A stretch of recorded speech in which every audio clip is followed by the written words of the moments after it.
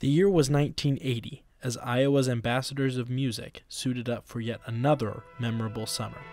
However, this season would go down in history as the Colts introduced one of the most legendary trumpet soloists to the world.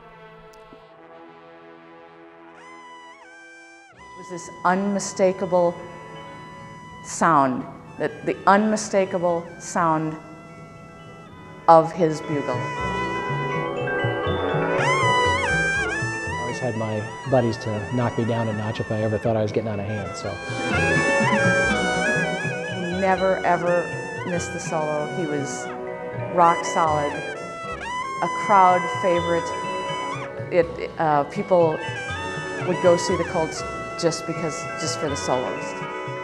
it came to be an identifiable piece, both for the Colts and for me, and we ended up doing that arrangement in 1980, 1981, and in 1982. If you mention Harpo, if they're in my era from back in the day, they will have a story, or they'll say Summertime, or they'll instantly know who that is. Of course, nicknames being everything in drum corps.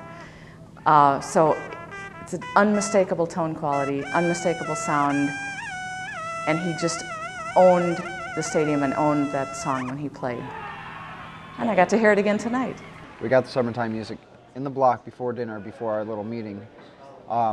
So trunked through it, repped it a few times, and that was really cool. We actually listened to a recording of the Colts playing it, which I thought was really cool, and I like following along in parts. I was like, oh yeah, there's that cool little groove part there, and it's really cool. Summertime is a big standard for us. Being able to play with Harpo at our little meeting after dinner was something really cool. You get to sort of step back in time a little bit, and it's weird to explain. You take the place of those who were actually there for that show, but at the same time, it's still the Colts. Like, this is still the same organization as it was. And the fact that Harpo was there just kind of made everything full circle. It's like, it just felt right.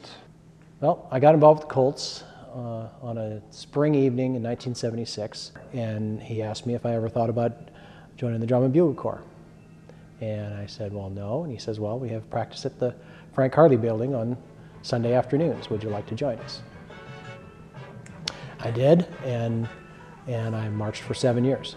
After I aged out, I taught the Corps for 2 years while I was finishing college. In my second year on the staff, I ran into a gentleman whose son was marching in the Corps, and he asked me if I had a job lined up yet, and I said, no, I don't have a job lined up yet. And he says, well, why don't you come in for an interview? We may have a spot for you. And it's the same job that I have today. Harpo then explained one of the most unique and important pieces of the Colts experience is the family atmosphere. You live together, you work together, you laugh together, you cry together. These people become your extended family. The guys that I was riding the bus with in 1976 are the guys that I go on vacation with up at Wisconsin Dells every year.